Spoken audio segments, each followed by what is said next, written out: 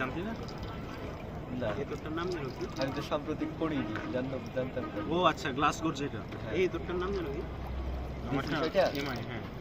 ওই জামটা করতে আমি পড়ি নাই, জাস্ট পরীক্ষার আগের দিন চোখ বুলায় গেছে যে কি কি টপিক আছে। তুই আমার পরে মনে হয় বই কিনছিস। হ্যাঁ, এই কারণে।